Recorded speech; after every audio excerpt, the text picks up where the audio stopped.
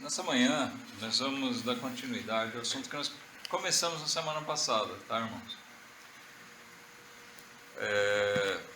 Eu vou pedir para vocês abrirem lá em Filipenses 2.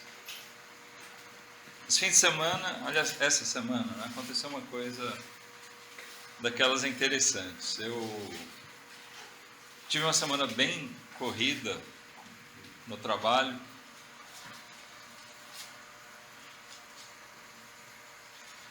E eu tinha um texto para apresentar aos irmãos, mas eu vim assim em busca de alguma coisa que eu pudesse usar para argumentar de uma maneira, para exemplificar aos irmãos um pouco do que a gente vai ver aqui nesse texto de Filipenses 2. Aí ontem nós recebemos o convite, na verdade ontem não, nós recebemos o convite durante a semana. A igreja de Casa Verde aniversariou, eles fizeram um culto especial, mas um pouco restrito, né? Não convidaram outras igrejas, o espaço deles não é tanto, é um bom espaço, mas não é tanto para convidar outras igrejas. Eles restringiram um pouquinho, fizeram uma festinha mais, vamos dizer assim, mais íntima, né? Mais em casa. Mas, pela nossa proximidade com os irmãos lá, participação no trabalho, meus parentes, minha família ali, eles resolveram me chamar. A família do irmão Marildo estava com a gente, foram também. Quem pregou lá foi o irmão Márcio Morel, lá de Pereira Barreto, já pregou para a gente pela internet. Os irmãos devem lembrar dele. E assim, a pregação dele, além de ter sido bastante edificante, eu brinquei com ele: olha, irmão, foi uma bênção dupla, porque você além de me edificar com a pregação, você me deu munição para minha pregação de amanhã. Ele fez uso de um salmo, e eu vou usar ele aqui com os irmãos hoje também, tá? Aliás, só fazendo um breve comentário, foi realmente bem gostoso, quase que uma surpresa, né, para nós, essa oportunidade. Para a família do irmão Marildo foi uma surpresa total, porque eles foram para lá não sabendo disso, mas acabaram tendo a oportunidade de conhecer lá o templo da igreja de Casa Verde, conhecer pessoalmente o irmão Márcio, né, a esposa. Foi uma oportunidade bem gostosa mesmo. Bom, mas vamos ao texto.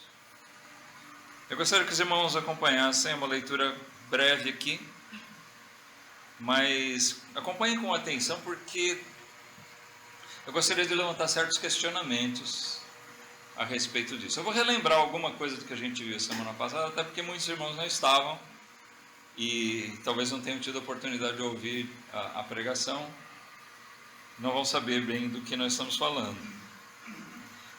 Mas logo vão entender. Versículo 12 de Filipenses 2,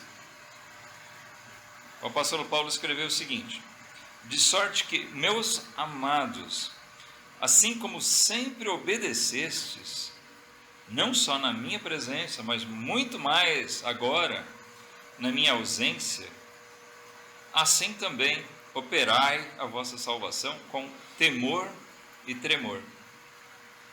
Porque Deus é o que opera em vós, tanto o querer como o efetuar, segundo a sua boa vontade. Fazei todas as coisas sem murmurações, nem contendas, para que sejais irrepreensíveis e sinceros, filhos de Deus, inculpáveis, no meio de uma geração corrompida e perversa, entre a qual resplandeceis como astros no mundo. Feita a leitura, o texto bem conhecido, mas a gente vai contextualizar aqui a aplicação dele dentro do que nós estamos estudando. Na semana passada nós falamos sobre a necessidade do cristão, do crente, ele ter aquela, né? Nós explicamos um pouquinho do que é o termo, aquela cosmovisão cristã. Muitos não têm isso. O que é a cosmovisão cristã? É a maneira que você se vê no mundo, né? Que você enxerga o mundo, a sua relação com o mundo. Existe a visão mundanizada, que é aquela que todo mundo tem, mas que nós precisamos tomar cuidado, porque muitos crentes também acabam tendo uma visão mundanizada das coisas. Nós estamos aqui, vemos as coisas acontecer, qual a nossa reação? Como é que nós nos relacionamos com as coisas? Com os fatos ao nosso redor, com as catástrofes, né, climáticas, com a política, os governos, os conflitos. Como é que a gente se relaciona com isso, com as mudanças culturais, com a indústria, né, da televisão, do cinema, da música, das artes? Como é que a gente se relaciona com essas coisas? Nós estamos no mundo, nós temos contato com elas, né? Quem não assiste ou lê um jornal, alguma coisa, notícia, a gente precisa estar informado das coisas que acontecem. Como é que a gente se relaciona com o mundo, com esse mundo em que nós estamos? Com os problemas que surgem ao nosso redor, família, parentes, com o vizinho. Bom, então o que nós vimos? A maneira que a gente vê o mundo é diferente da que o mundo vê o mundo. O ímpio, ele reage às vezes com rebelião, com indignação para algumas coisas, com aceitação para outras, e nós muitas vezes temos que reagir de uma maneira diferente. Aí nós vamos voltar lá atrás, né? Nossa visão, nós somos cidadãos celestiais, nós somos peregrinos, forasteiros aqui. O forasteiro, ele não vive num lugar da mesma maneira que o cidadão dali. As pessoas do mundo, elas vivem intensamente as coisas do mundo, porque eles são do mundo. Mas nós estamos aqui como forasteiros, a gente enxerga aqui. Se eu for para um outro país, eu posso ver coisas lá que eu discordo, eu não vou participar, mas é o país deles. Eu não tenho poder para interferir em nada. Eu posso até expressar minha opinião, mas eu não tenho poder de voto, nada disso. Eles têm que resolver os problemas. Nós somos cidadãos dos céus e nós estamos aqui como forasteiros. Nós temos que saber que esse mundo, ele jaz no maligno. A Bíblia relata isso para nós. Esse mundo tem um destino certo, que Deus nos revela. Quando vai ser, nós não sabemos, mas nós temos que olhar para o mundo com uma visão cristã. Como é a visão cristã? É baseada, calcada, firmada, fundamentada na Bíblia. Aí nós vamos avançar um pouquinho, um degrau. Além de como nós reagimos, nós temos que pensar, por que nós reagimos dessa maneira? Ou por que nós agimos ou falamos determinadas coisas? Tem muito crente que vive assim. Eu faço isso, eu faço aquilo por tradição, por costume. Porque minha família, meus pais me ensinaram assim. Porque Minha igreja não deixa. Entende? Será que essas são as razões verdadeiras pelas quais nós devemos agir, fazer ou deixar de fazer determinadas coisas? A pessoa que vive assim, ela hoje pode fazer uma coisa e amanhã outra, porque ela não tem convicções. Ainda ontem a gente estava conversando, eu, irmão Amarildo, o pastor Marcos, uma coisa que saiu a conversa e eu comentei nesse sentido. Às vezes eu posso agir de uma maneira agora, né, eu exemplifiquei, eu posso agir de uma maneira porque me convém te agradar, falando ao pastor Marcos, né? Mas amanhã, se essa é a motivação, agradar as pessoas, amanhã pode ser mais conveniente e interessante para mim agradar o irmão Amarildo, então eu posso mudar a minha atitude. Eu não ajo por convicção de fé. O crente, dentro da sua cosmovisão cristã, ele age calcado na confiança que ele tem na palavra de Deus. Amém? Ele sabe que ele é um pecador, mas que ele foi salvo, remido pelo Senhor Jesus Cristo, que ele é um forasteiro aqui, que o mundo teve início daquela maneira e que tem o fim daquela maneira, que a Bíblia revela que vai ser.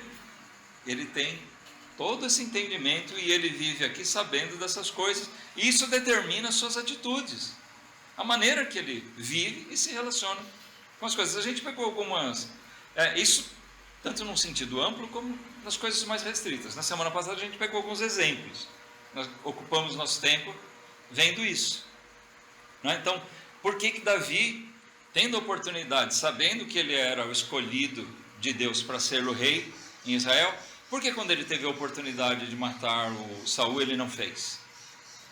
Porque ele tinha convicção. O Saul, ainda que reprovado por Deus, ele tinha sido ungido por mandamento de Deus. Deus colocou e Deus havia de tirar no momento certo para que ele, Davi, reinasse. O Davi sabia que ele ia reinar. Por quê? Porque foi dito por Deus através da boca do Samuel para ele. Amém? Ele confiava na palavra de Deus. Porque nós vemos também o caso de Pedro. Porque quando aqueles discípulos deram as costas para Jesus, foram embora lá em João 6, né? E Jesus falou: vocês querem ir também? Porque Pedro disse: para quem nós iremos? Não temos para quem ir, né? Ele mesmo que declarou que Jesus é o Filho do Deus vivo. Por que é que ele sentiu tanto quando ele percebeu que ele tinha negado a Jesus? Que ele foi e chorou amargamente. Eu neguei aquele que é o único, eu falei para ele, era realmente o entendimento e a convicção do coração de Pedro, que ele não tinha outro bem além de Cristo. Não tinha para quem ir, e agora ele negou ao Senhor Jesus. Mas mais tarde nós sabemos que Jesus abrandou o coração dele, né? E consolou Pedro.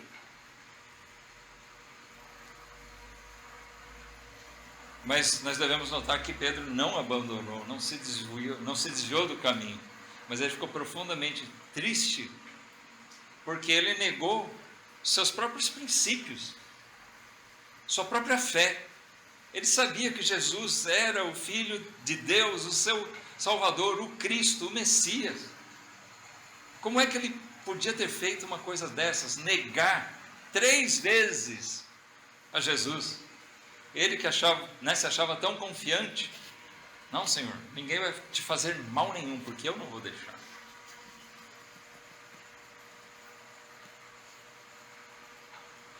Então nós vemos assim alguns exemplos desse tipo de coisa, irmãos. O que isso tem a ver com o nosso texto de hoje? Notem que Filipenses, eu já vou começar aqui com algumas perguntas, tá? Eu falei que eu ia fazer perguntas. Algumas cartas, alguns livros são conhecidos, né, alguns capítulos, Eles são conhecidos assim por um tema forte, principal nele. E eles ganham assim até um subtítulo. Por exemplo, Gálatas é a escritura da liberdade cristã, né? Porque ali Paulo condena o judaísmo, o legalismo, né? Os judaizantes que estavam infiltrando ideias erradas no meio das comunidades cristãs, daquelas igrejas da região. Mas Filipenses é conhecida como a carta...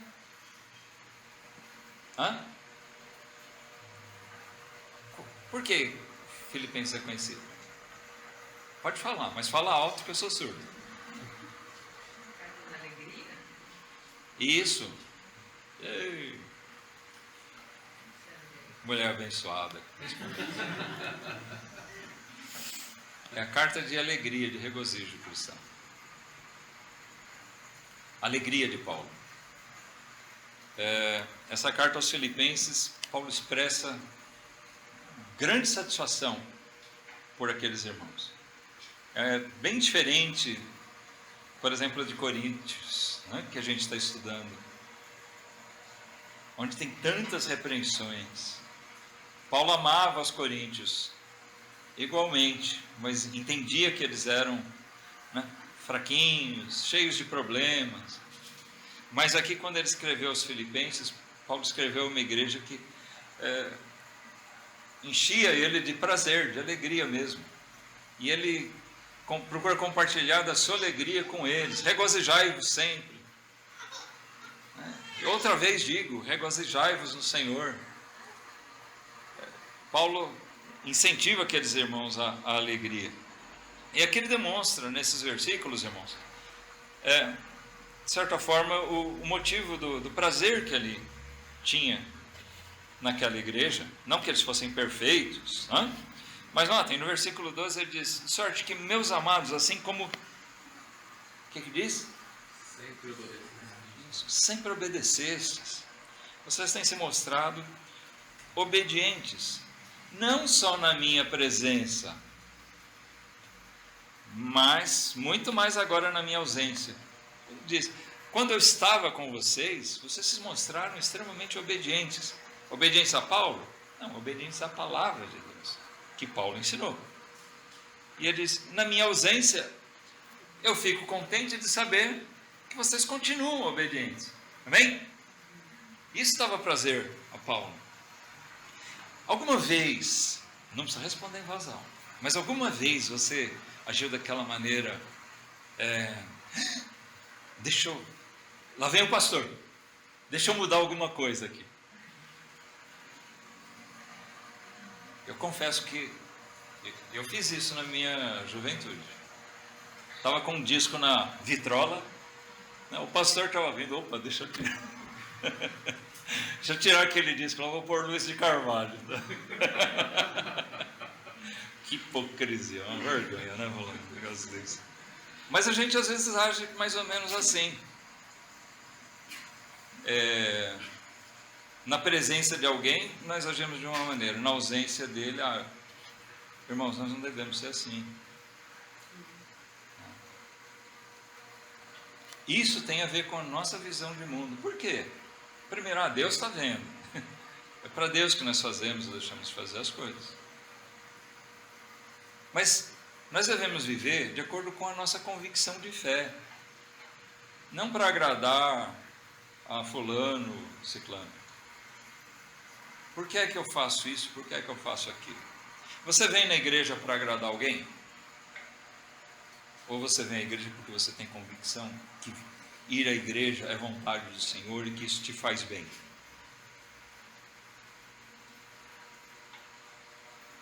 Percebe a diferença? Muitos crentes têm uma visão mundanizada. Eles vão à igreja por alguma conveniência social. Eles até gostam de estar na igreja, mas por uma conveniência social, não por uma convicção, por uma consciência. Eles vão porque é costume, porque tem uma turma legal, tá? Graças a Deus nós temos uma turma legal aqui, amém? Nós achamos, né? Não sei os outros. Mas, não, acham sim. Mas, sabe, esse não deve ser o nosso motivo. Isso é muito bom, a gente se sentir assim. Mas, irmãos, não é esse o motivo exatamente porque nós nos reunimos, né? Que nós devemos ser motivados a ir para a igreja no domingo. Isso pode até ser um motivo a mais, mas o motivo não é esse. O motivo principal é essa a nossa convicção, a maneira que nós vemos as coisas. Como que nós vemos? É uma visão cristã?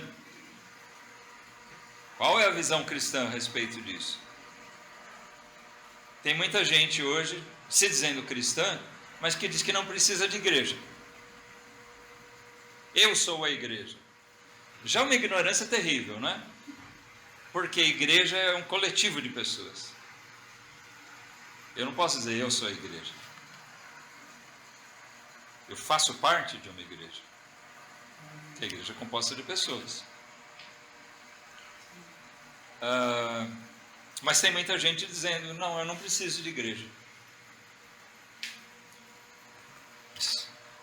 A visão cristã nos leva a crer nisso? Aí você tem que pensar. Por que você vai para a igreja? Porque o pastor disse que eu tenho que ir. Não, meu irmão. Você tem que ir para a igreja se a tua convicção de fé mostra que isso é uma necessidade para você, que é vontade do Senhor. Tem aquele dia que você realmente não está com vontade de ir para a igreja. Você está com dor de cabeça, você está mal-humorado, está depressivo, sei lá, está chateado com alguma coisa, está cansado. Todo mundo passa por essas coisas. Mas o que vai te dar força para você se levantar e ir? Deve ser sua convicção. É importante para mim. Eu estou falando, dando um exemplozinho, mas isso afeta as coisas que nós vamos falar, como Pedro, o que ele falou, nosso comportamento, talvez a oportunidade de uma vingança, mas espera aí. A quem pertence a vingança? O Senhor. Alguém pode ser errado, injusto, mas a vingança pertence ao Senhor, não somos nós que devemos mover isso, ou sermos participantes disso.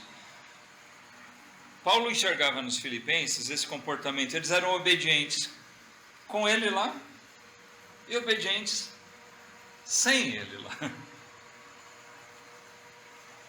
Isso mostrava uma convicção, uma maturidade na igreja dos filipenses. Vamos seguir um pouquinho aqui. Porque ele diz que essa obediência deveria gerar neles aquela vida de temor e tremor. Assim também operai a vossa salvação com temor e tremor. Operar a salvação, essa é uma expressão interessante de Paulo. Operar quer dizer trabalhar a salvação. Quer dizer que eu vou aumentar a minha salvação? Isso é possível? Eu vou aumentar. Jesus me fez um pouquinho salvo, então eu vou trabalhar para ficar mais salvo ainda. Não existe. A salvação que Jesus dá é cabal, plena, definitiva. Amém? É isso que a palavra de Deus ensina. Aí, Paulo diz, operai a vossa salvação. Isso quer dizer, você trabalhar em cima da sua salvação. Você é salvo. Então, como salvo, você vai operar, você vai trabalhar em cima das convicções de um salvo, de alguém que teve a sua mente transformada. O Guilherme pregou agora de manhã sobre a necessidade da pregação do Evangelho baseado no arrependimento. Agora eu vou fazer outra pergunta para vocês. Alguém sabe no grego? Qual pergunta? No grego, qual é a palavra para arrependimento? Essa é difícil. Metanoia. Oi? Ah, a Leusa tinha falado aqui também? Eu falei para falar alto que eu sou surdo. Você sabe muito bem disso. Mas é o medo, né? Eu sei como é que é. Se eu falar errado. Se falar errado, falou. Né? Mas, isso, é metanoia. E o significado assim, literal da palavra metanoia é uma mudança de mente. Olha como arrependimento tem tudo a ver com uma cosmovisão cristã. Porque quando eu mudo a minha mente, eu passo a enxergar, entender as coisas de outra maneira. Eu agora, como um convertido, um salvo, eu entendo, enxergo as coisas, eu tenho um discernimento diferente, que quando eu não era convertido, eu não tinha, e que o mundo não tem. Então agora com essa nova visão que eu tenho do mundo, movido, né, fruto, consequência de uma mudança de mente, uma mudança de coração, então eu vou agir de outra maneira. Se antes eu tinha assim um espírito vingativo, era explosivo, indignado com as coisas, né, com as pessoas, revoltado, peraí, eu passo a ter outra visão. Porque o crente, ele é ensinado a viver em amor, ele tem que ter os frutos, buscar os frutos do Espírito. Tem um fruto chamado temperança, né? Domínio próprio. Adquirir o controle, até domínio próprio, não expressa exatamente o significado, mas é o controle das próprias reações, dos próprios pensamentos. Mas na verdade nós entendemos que é o domínio do Espírito Santo, não o domínio próprio. O autocontrole é o controle de Deus sobre as nossas vidas. Então isso faz toda a diferença. Eu tenho uma visão diferente da vida agora. Então é nessas coisas que eu vou operar a minha salvação. De que maneira? Com temor e tremor. Como é? Outra pergunta. Como é que eu opero a minha salvação com temor e tremor? A palavra está com vocês. Mais complicada que a metanoia?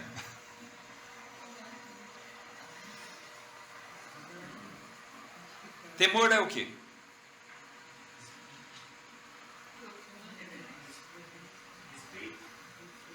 Temer a Deus, para nós, é ter medo de Deus? É o quê? Como? Ah, que é o princípio da sabedoria? É isso? É o princípio da sabedoria. Para nós termos uma vida... O crente deve ser sábio, né? Nessa vida. O temor é o princípio da sabedoria. Para nós vivermos sabiamente nesse mundo, nós devemos ter o temor de Deus. Mas isso ainda não responde a minha pergunta exatamente. Está certo, biblicamente, mas o significado de temor. Para eu ter sabedoria, mas ele indica, tá? Vamos dizer, está respondido, mas em outras palavras. Ser verdadeiramente sábio é conhecer aquele que tem toda a sabedoria. Mas tem gente que se acha sábio porque ele leu grandes filósofos, leu livros de gente muito culta, então ele fala, eu sou sábio. Mas a Bíblia diz o quê? Que a sabedoria desse mundo se mostra bem diferente da sabedoria de Deus. Tá certo? A sabedoria dos homens é loucura para Deus. Quem é mais sábio? Platão, Sócrates, Deus.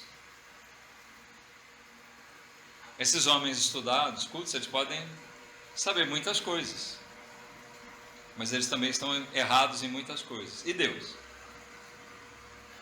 Deus sabe muita coisa. É isso? Não? Deus não sabe muita coisa? Amém. Deus sabe tudo. Porque foi Ele quem fez. Ele sabe todas as coisas. E Deus nunca erra. Agora, tem crentes que agem, irmãos, quando falta a convicção daquela visão cristã, olha como pega. Tem crentes que acabam agindo como se Deus não soubesse todas as coisas. Como se Deus às vezes errasse.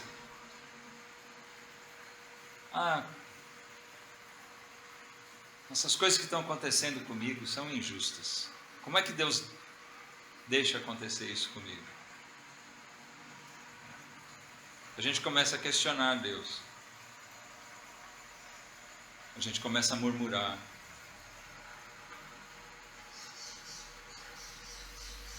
Isso nos leva àquele salmo que eu falei.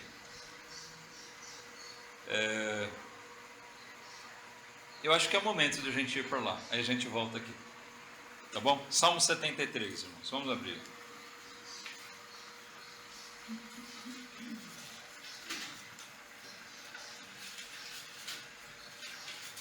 Infelizmente o tempo não permite assim que a gente faça uma explanação do salmo. Mas eu até recomendo, os irmãos, se quiserem, o áudio, ou está postado no canal da igreja de Casa Verde, essa pregação. Achei muito boa, muito edificante mesmo. Então lá o irmão se ocupou exclusivamente desse salmo. Mas deixa eu só falar uma coisinha aqui. Esse salmo é reputado a Asaf, que era o responsável pela música no reinado de Davi, era amigo de Davi. Eu só não sei dizer se realmente isso é autobiográfico, o que ele escreveu aqui. Porque um compositor, né, alguém que compõe uma letra de uma música, uma poesia, nem sempre ele está falando realmente do que aconteceu na vida dele. Mas o artista, às vezes, ele se coloca para mostrar alguma coisa, ele se coloca, se imagina numa situação e ele se coloca naquela condição. Não estou dizendo que seja isso, mas eu não sei a história de Asaf para dizer que realmente isso aconteceu com ele, tá? Mas ele colocou assim, possivelmente seja uma experiência pessoal dele, sim. Mas não podemos afirmar isso categoricamente. Mas que ele começa, o primeiro versículo aqui do Salmo, ele diz: verdadeiramente bom é Deus para com Israel, para com os limpos de coração. Então ele faz uma afirmação verdadeira, certo? Concordam com ele? Deus é bom com Israel, para com os limpos de coração. Deus abençoa aqueles que buscam a santificação, que buscam servir a Ele em temor a Deus. Temor, obediência, reverência. A palavra temor quer dizer reverência profunda. Eu sei que Deus é Deus e eu me submeto a Ele em todas as coisas. Isso é temor. Então quando Paulo diz lá, operai a vossa salvação em temor e tremor, ele está reforçando com o tremor, né? Desenvolva a sua salvação, trabalhe em cima da sua salvação com toda a reverência a Deus. Sempre Deus estar conduzindo a sua vida, em toda obediência, todo o respeito a Deus. Deus é o onisciente, Ele sabe tudo, tudo está nas mãos de Deus. Deus é o onipotente, Ele pode tudo, Ele tem poder para todas as coisas. Ele não tem que fazer o que me agrada, né? Eu é que tenho que entender que Deus está fazendo sempre o melhor. Não é o melhor que Ele pode, mas é o melhor que Ele sabe que é o melhor. Às vezes a gente está fazendo o melhor que a gente pode, mas o melhor que a gente pode, às vezes é muito ruim, né? Não é o caso de Deus, não é nesse sentido que nós dizemos. Ele realmente é bom era uma verdade. Mas aí ele contrasta com um pensamento que ocupou a mente dele. Os irmãos vão perceber aqui que o Asaf expressa uma mudança, uma falta de discernimento cristão, de visão cristã, e isso afetava a vida dele. Depois ele muda, ele chega a um entendimento. Vamos lá, os primeiros versículos aqui, que descrevem essa fase horrível. Ele diz assim: quanto a mim, os meus pés quase que se desviaram, pouco faltou para que escorregassem os meus passos, pois eu tinha inveja dos nécios, quando via a prosperidade dos ímpios, porque não há apertos na sua morte, mas firme está a sua força. Não se acham em trabalhos como outros homens, né?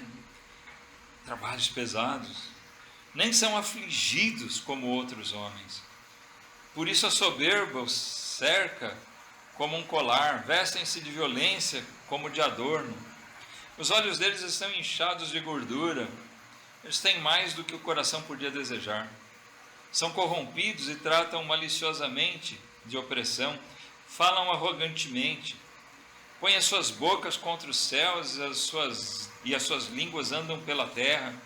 Por isso o povo dele volta aqui e água de copo cheio se lhes espremem. E eles dizem: como sabe Deus? Há conhecimento no Altíssimo?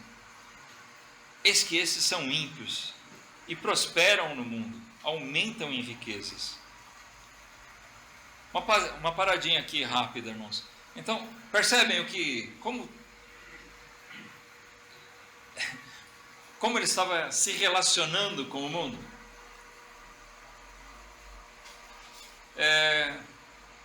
Nós devemos ter inveja dos ímpios?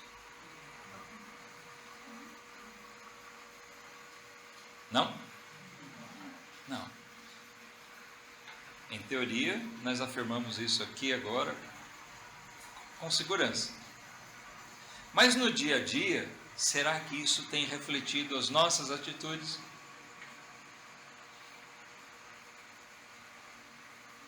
Porque tem muitos crentes que acabam trocando certos privilégios que o cristão tem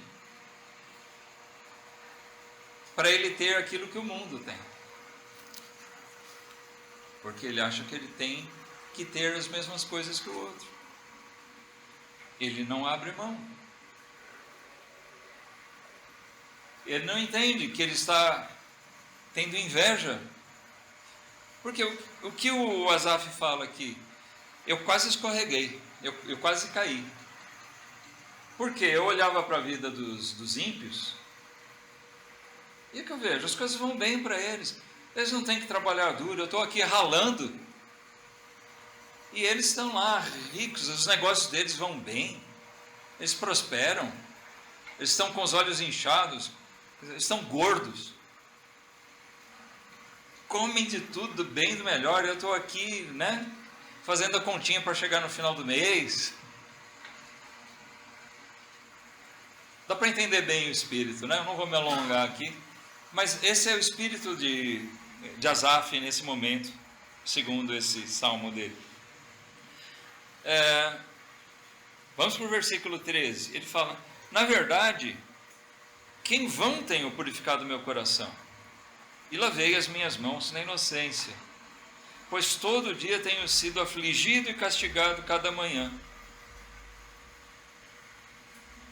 Ele está se colocando de uma maneira de inveja e de indignação, vendo esses ímpios, eles são ímpios, eles zombam de Deus, e as coisas vão tudo bem para eles, e eu aqui afligindo o meu coração, buscando lavar minhas mãos na inocência, quer dizer, tentando fazer as coisas certas, e eu tenho sido afligido cada dia. Toda manhã um problema novo, é uma perturbação nova, é aflição, é problema, é dificuldade. Versículo 15: se eu dissesse, falarei assim, eis que ofenderia a geração de teus filhos. Quando pensava em entender isto, foi para mim muito doloroso, até que entrei no santuário de Deus. Então entendi eu o fim deles. Aqui então, quando ele entrou na presença de Deus, as coisas começaram a mudar. Eu comecei a enxergar as coisas como realmente elas são. Se eu dissesse assim, né, eu busco ser temente a Deus, eu só me dou mal, eu só continuo aqui sofrendo, enquanto eu vejo os ímpios, parece que tudo vai bem para eles. Se eu dissesse assim, eu ofenderia a geração dos teus filhos, os meus irmãos, os filhos de Deus. E ele disse, quando ele começou a se deparar com isso, quando eu pensava em entender isso, foi para mim muito doloroso. Ele começou a entender como ele estava vivendo de uma forma amarga, como ele estava sofrendo com um pensamento errado, se afligindo de uma maneira estúpida mesmo. E ele passa a descrever aqui a mudança que operou quando ele passou a enxergar as coisas de uma maneira cristã, enxergar as coisas pela ótica de Deus, enxergar as coisas de uma maneira diferente. Irmãos, o nosso intento em meditar nesse assunto é realmente levar nossa mente, né, todo o nosso entendimento cativo ao Senhor, a palavra de Deus, amém? Então, por favor, foquem realmente nisso. Nós precisamos talvez passar pela mesma experiência que Asaf descreve aqui, uma mudança, algumas coisas, se nós estamos enxergando como o mundo enxerga, eu estou sendo injustiçado, sei lá, alguma coisa assim, precisa cair a nossa ficha, nossa mente, que é transformada, se eu sou um salvo de verdade, eu tenho o Espírito Santo, minha mentalidade precisa mudar, porque eu preciso aplicar as coisas que eu conheço da palavra de Deus na prática. Isso pode ser um processo doloroso para nós, como descreve Asaf. Quando ele se defrontou com essa realidade, eu estou sendo amargo, eu estou errado de pensar assim, de enxergar as coisas dessa maneira. Não é assim. Isso foi doloroso para ele, foi um processo difícil. E talvez nós tenhamos que passar por um processo desse tipo. Lembra que às vezes as fases difíceis são as fases mais frutíferas para nós. Uma coisa que eu aprendi no interior, quando eu fui para lá, a gente começa a ter contato com algumas coisas da roça, se bem que é uma coisa que todos nós aqui podemos ver, né? Mas quando a gente pensa, quando vem as chuvas, é bonito, a gente vê a vegetação verde, bonita, crescer, né? E quando vem a seca, falta água, falta chuva, a menos que seja uma seca muito longa que vai matar. Mas a gente pensa às vezes que aquela vegetação está sofrendo, ela para de crescer. Realmente ela para de crescer para cima. Mas ela está crescendo, sabia? Ela cresce para baixo. Porque quando falta água na superfície da terra, o que uma planta faz? As raízes dela crescem para ir buscar mais alimento, mais profundo. A terra, superficialmente, eu tenho visto isso na minha hortinha lá, né? Você olha assim, a terra por cima está seca. Você vai lá como a terra está fofinha, né? Está boa, você vai lá com o dedo mesmo, dá uma revirada, você vê que embaixo ainda está úmido. Está bom para a planta daquele jeito ainda. Nós não podemos deixar ficar muito seco, porque aí vai judiar, a planta vai ter que buscar lá e vai perder viço, né? Mas o que eu quero dizer é, mesmo os tempos de sequidão, de secura, de estiagem, muitas vezes fazem a gente crescer. E quando a gente está mais enraizado, a gente está mais forte para suportar aquilo que vem pela frente e poder crescer mais. O crente frutífero e viçoso, é importante que ele passe por dificuldades, por provações também, para o seu próprio fortalecimento. Mas vamos seguir aqui, irmãos. Versículo 17, ele diz: até que entrei no santuário de Deus, não entendi, deixa eu ler direito. Até que entrei no santuário de Deus, então entendi eu o fim deles. Certamente tu os puseste em lugares escorregadios, tu os lanças em destruição, como caem na desolação, quase num momento, ficam totalmente consumidos de terrores, como um sonho quando se acorda. Assim, ó Senhor, quando acordares, desprezarás a aparência deles. Assim, o meu coração se azedou e sinto picadas nas minhas entranhas. Assim me embruteci e nada sabia, fiquei como um animal perante ti. Todavia sou de contínuo contigo, tu me sustentaste pela minha mão direita.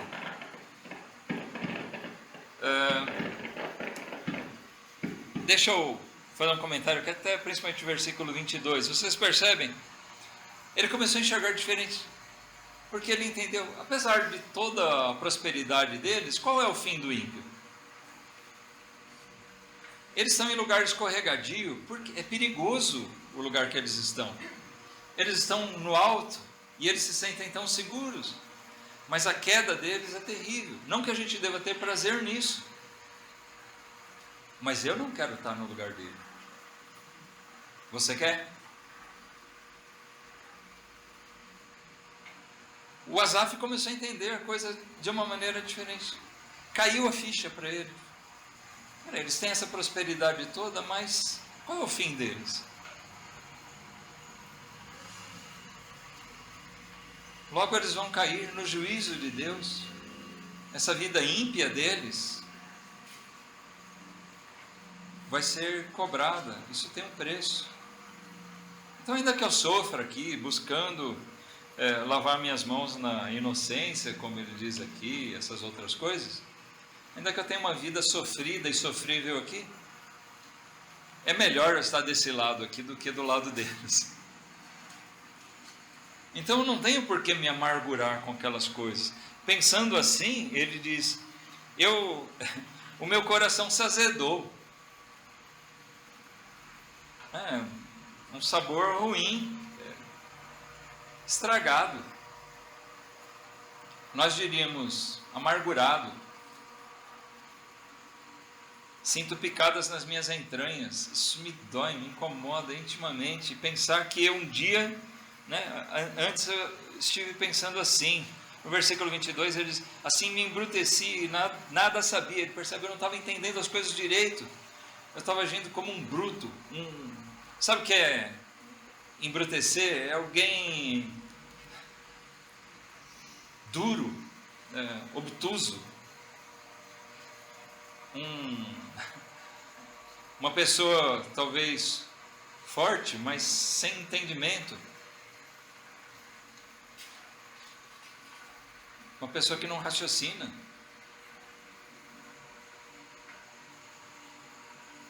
Eu não sabia nada, eu fiquei como um animal perante ti.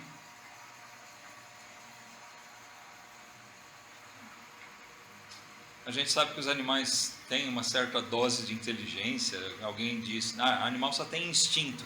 Eu creio que eles têm uma certa dose de inteligência que Deus dá para eles. Mas tem algum animal mais inteligente que o homem? Mais capaz de desenvolver, de criar coisas? Não. Porque os animais foram criados como animais e o homem foi criado à imagem e semelhança de Deus. Diferente. O homem tem inteligência, mesmo o ímpio, ele tem uma capacidade. A gente vê homens ímpios que são extremamente inteligentes. Deus dotou o homem de capacidade de fazer grandes coisas. A gente vê aí a ciência, a medicina. Deus capacitou eles. Eu estou falando da verdadeira ciência, não da falsa. Mas o homem é tão inteligente que ele é inteligente para mentir também, né? Mas olha, irmãos, se colocar diante de Deus como um animal, parece que eu tinha entendimento desse tamanho aqui. Meu cérebro era diante de Deus, é como se ele dissesse, parece que eu estava com o cérebro de uma ameba. Existe uma expressão assim, né? Não pensava nada. Como eu fui estúpido, é o jeito que ele está dizendo aqui. Como eu fui estúpido, como eu agi como um tolo, um burro.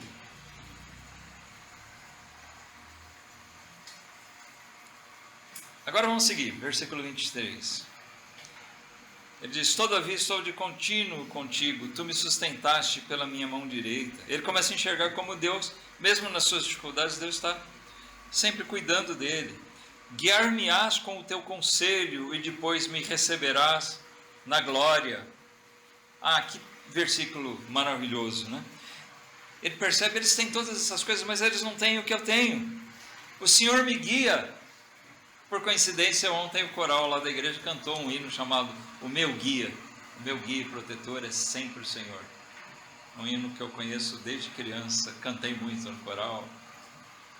É maravilhoso. O Senhor é o meu guia. Ele me conduz cada dia. O ímpio tem isso. O que você prefere? A condução de Deus ou a riqueza do ímpio? Responde sinceramente no seu coração, porque se você preferir a riqueza do ímpio, é porque você não tem a graça de Deus. E você precisa despertar. Mas irmãos, se nós somos crentes, nós temos que agir pautados pelo entendimento que Deus nos dá. O que é mais importante para nós, mais precioso que qualquer riqueza, é ter Deus guiando a minha vida, meus passos, minha família, minha igreja. Minha igreja não é movida, né? A igreja que eu faço parte não é movida por conceitos mercadológicos. Como é que a gente vai fazer para atrair mais público? Como é que a gente vai fazer para ficar mais rico? Estabelecer metas, métodos, estratégias de marketing? Não. O que guia a gente na nossa vida pessoal, eclesiástica, é a palavra de Deus. Amém? É assim que a gente tem que viver. Se não for, está errado.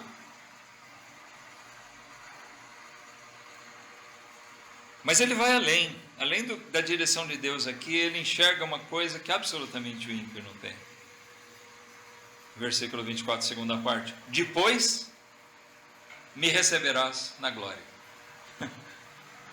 Com que prazer o crente pode dizer isso, né? O ímpio, ele vive em toda a prosperidade, riqueza e glória dele, e no fim ele tem o juízo de Deus, a condenação. Mas eu tenho reservado para mim, eu tenho a certeza, em Cristo, eu tenho a glória de Deus reservada para mim. Ontem faleceu um irmão que foi bastante estimado no nosso meio, o irmão Félix Raci. Era um médico e ele dedicou a vida dele ao Evangelho. Ele abriu mão. Ele tinha formação nos Estados Unidos, ele poderia ser um grande médico, ficar rico. E sabe, muito tempo ele foi pregar o Evangelho no interior, e muito tempo ele recebia o pagamento dele, das consultas, era uma galinha, era algumas frutas, porque ele foi para uma cidade minúscula, por amor ao Evangelho. Ele abriu mão daquilo, sabe? Não para vangloriar o homem. Ele teve seus problemas, seus defeitos, tinha entendimentos errados. A gente sabe, não é nem questão de discordar algumas coisas. Ele tinha um entendimento fora da Bíblia, mas nada disso tira o mérito de ele ter sido alguém dedicado ao Senhor. Ele viveu 103 anos. Ele ia fazer 104 anos agora. Poxa, que longevidade! Deus concedeu a ele muitos anos de vida, e a maior parte desses anos dedicado ao Senhor. Então, irmãos, a gente vê que foi uma vida miserável. Talvez colegas que estudaram com ele tiveram uma vida próspera, mas não foi miserável, porque no fim, talvez aqueles colegas dele que tiveram prosperidade, o que acontece com eles? O fim deles é o que Asaf enxergou que seria dos outros. E esse irmão enxergava: o Senhor me guiou, e por fim eu tenho a glória. E nós temos a intensa expectativa assim, de que realmente ele esteja na glória. Não tenho motivos para pensar diferente disso. Versículo 25, ele diz: quem tenho eu no céu senão a ti? E na terra não há quem eu deseje além de ti. No céu nós temos o Senhor. Irmãos, isso faz a gente pensar outra coisa, a visão cristã. Jovens, nunca digam para uma moça: você é a pessoa mais importante para mim. Não tenta conquistar ela com isso, não.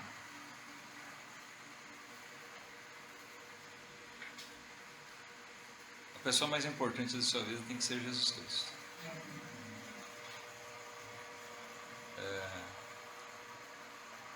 Esposa, filhos, netos, a gente ama muito, mas eles têm que vir em segundo plano. Os irmãos, não tem ninguém mais importante do que o Senhor.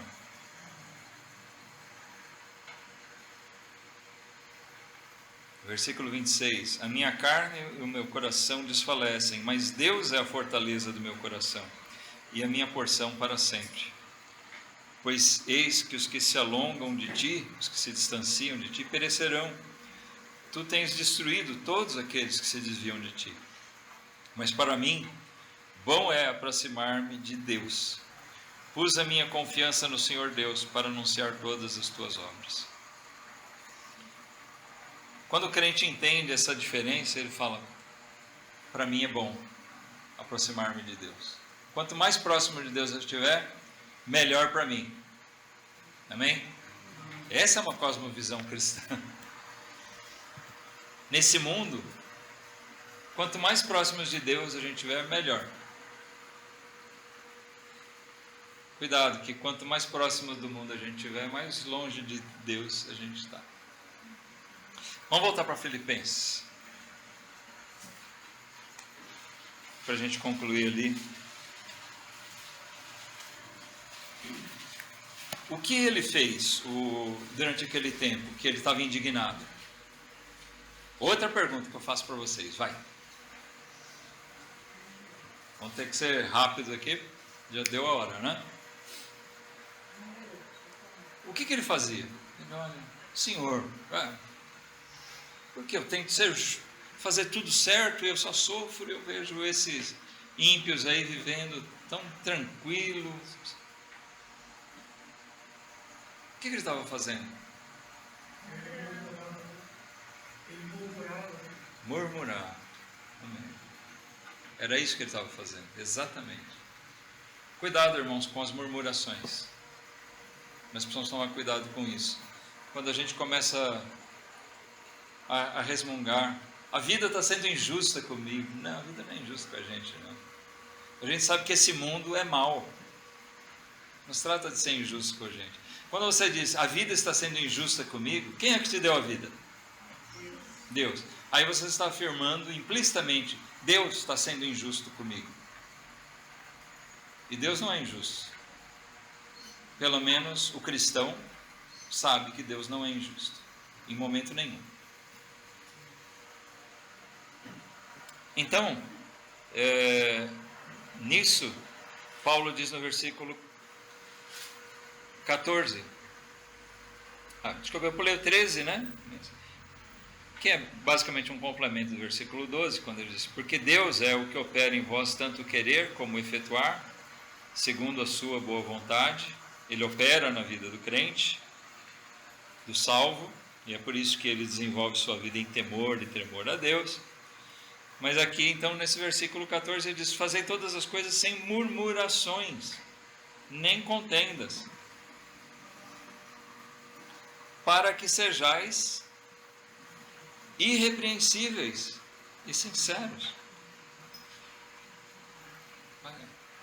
Se a gente andar no temor de Deus, sabendo, eu sou um filho de Deus, eu sou um cidadão celestial, eu tenho que ter a minha vida pautada pela Bíblia, minha vida é conduzida por Deus, através da palavra dele, a direção do Espírito Santo,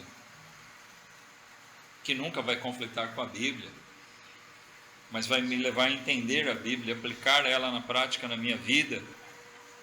Isso vai fazer com que eu haja no mundo de uma maneira que eu seja irrepreensível e sincero. Lembra que eu falei da hipocrisia, da atitude? O pastor está chegando, deixa eu mudar o disco, deixa eu mudar minha roupa, né? Deixa eu pôr uma roupa decente, porque o pastor ou o irmão tal está chegando aí.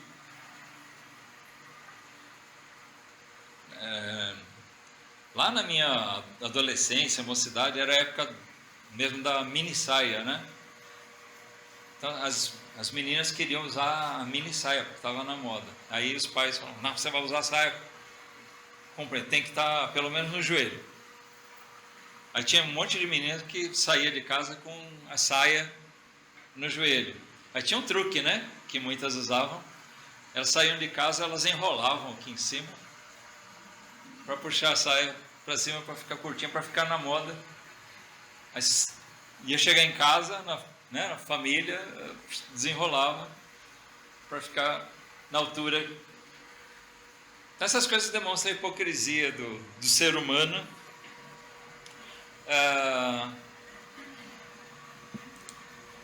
Falta de sinceridade. Hipocrisia é falta de sinceridade. A gente fala uma coisa e enquanto pensa outra. Irmãos, cuidado. Percebe como a hipocrisia pode tomar conta da gente?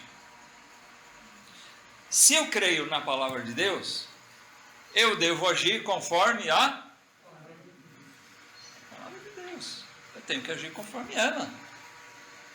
Agora, se eu digo, eu creio na palavra de Deus, ela é a palavra inspirada de Deus, aí eu saio e ajo diferente. Bom, isso aí eu vou fazer vista grossa, eu vou agir, eu vou falar alguma coisa que eu sei que é contrário a ela, eu estou sendo hipócrita, é falta de sinceridade isso. Mas Paulo diz que operando a nossa salvação em temor e tremor, né, permitindo assim que Deus esteja operando em nós o nosso querer e aquilo que nós vamos fazer, segundo a sua boa vontade, nós vamos agir sem murmurações, sem contendas, e nós vamos ser, versículo 15, irrepreensíveis e sinceros, filhos de Deus inculpáveis no meio de uma geração corrompida e perversa, entre a qual, eu quero chamar a atenção para esse versículo, na verdade foi essa expressão aqui que me fez voltar a atenção para ele, entre a qual resplandeceis como astros no mundo. Eu queria concluir com isso. Irmãos, nós não temos que ficar olhando para o mundo como o Asaf estava fazendo, olhando a prosperidade dos ímpios. A gente tem que ter a consciência do seguinte: nós é que temos que ser vistos pelo mundo.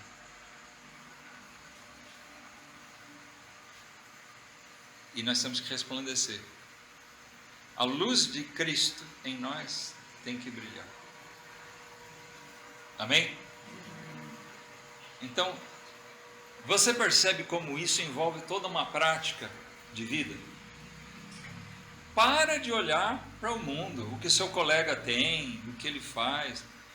Se Deus permitiu que ele tenha, se foi o diabo que deu para ele, tá? Porque tem muita gente que fala, o Senhor me deu isso, aquilo.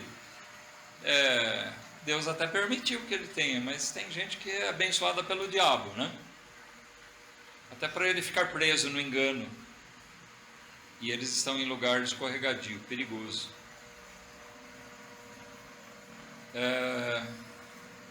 Mas sabe, nós não temos que ficar olhando para essas coisas, para o que eles têm, para o que eles são, para o jeito legal, né? Nós estamos aqui, você está sentado, cansado já de me ouvir, eu sei disso, calor danado, barulho do ventilador no seu ouvido, e tem gente que está um belo domingão de sol desse aqui, está numa praia, numa beira de uma piscina, curtindo, se refrescando lá. Deixa eu causar inveja em vocês. Já pensou que delícia, hein? Aquela piscinona, né? Um suquinho gelado. Espero que você não curta cerveja, né? Como o mundo, a maioria está lá tomando cerveja, né? Outras coisas. Mas você está lá curtindo, assim, refrescando, e você está aqui. Fica com inveja deles?